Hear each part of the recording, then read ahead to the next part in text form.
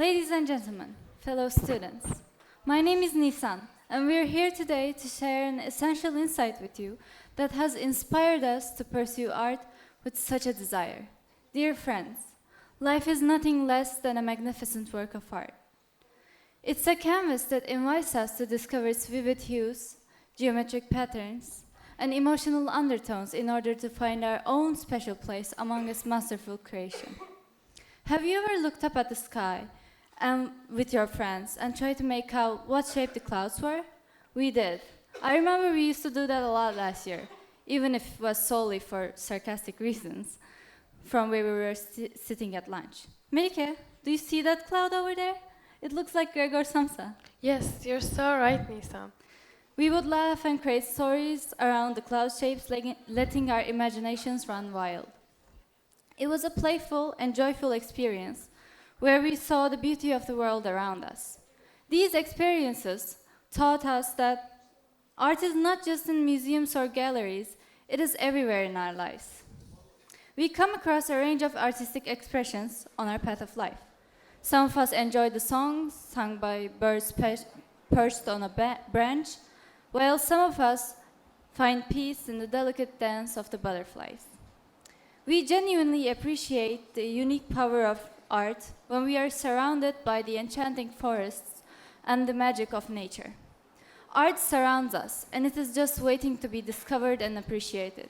So we are not simply observers, but we are active participants to the art that is life. We discover a connection between visual arts and performance arts as we look further into this artistic fabric. They're not separate, but they inspire and enrich one another. Like how a dancer's beautiful movements can evoke emotions, or a painter's brushstrokes can captivate us with a gripping narrative. The visual and performing arts are similar to different threads that each give their own color to the artistic fabric that makes up the harmony of art and life. One notable figure who has had a significant impact on both visual and performing arts is Andy Warhol. He was an American artist, filmmaker, and a leading figure in the visual art movement known as pop art. Warhol's work blurred the boundaries between different art forms and mediums, influencing both visual art and performance art.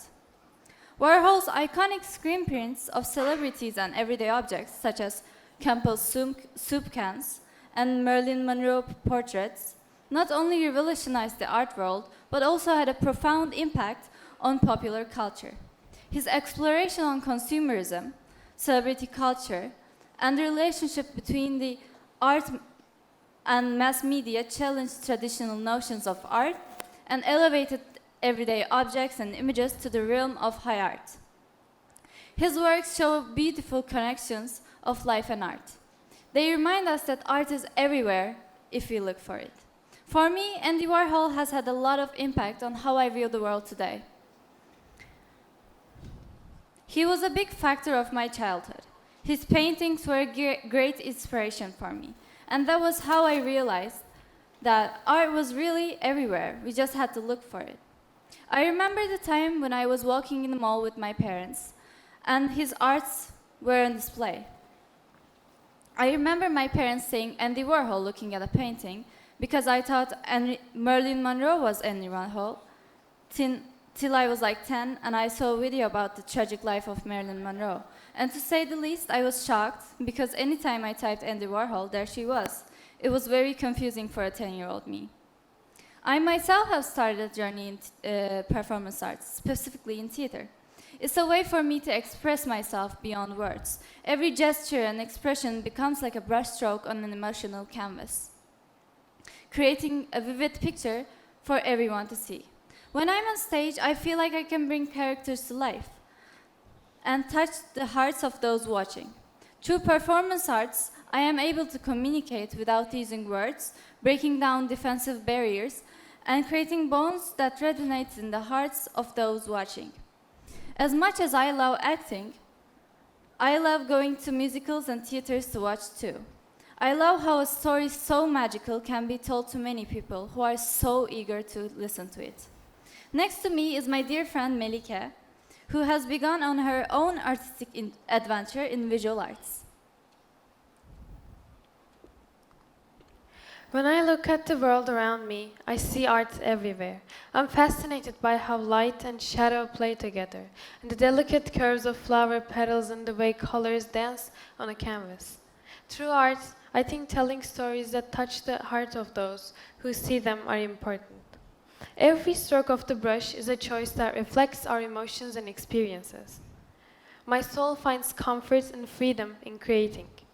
And I think art is a mute yet so loud way to express one's feelings. It can say so much without saying a word. It is a language that speaks straight to one's souls, I believe.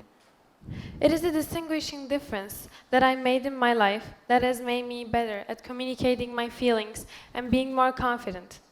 That is why I want to continue my life with creating art. Sometimes it can be a way to ease your feelings and sometimes to provoke them even more.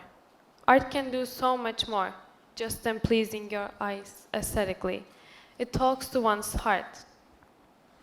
I met with John Craxton's artworks at an exhibition called Drawn to Light, and they fascinated me with the colors and the expressions. That day, after seeing his artworks and reading about his life, he gave me motivation and inspiration on my own art journey. He was an English painter that was born into a family of musicians. He first visited Athens in 1946 and Istanbul in 1949. By his early 30s, he had traveled along the Aegean shores from Troy to Izmir and Ephesus.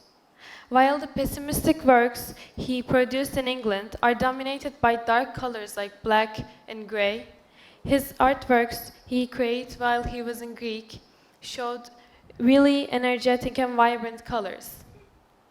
With these colors, he expressed his feelings and emotions while he was in the place. He felt like himself when he was in the Aegean shores. He used more vibrant colors by representing the local people like shepherds, fishermen, sailors, and the locals. His art is an example of art's way of helping us express feelings, and that it is not just something to put on a wall. Personally, art makes me feel things more vibrant, especially when I see art that I can connect my feelings with. It is the same with creating. When I create art listening to my feelings, it makes me feel them so much deeper. In the world of art, performance and visual arts go hand in hand.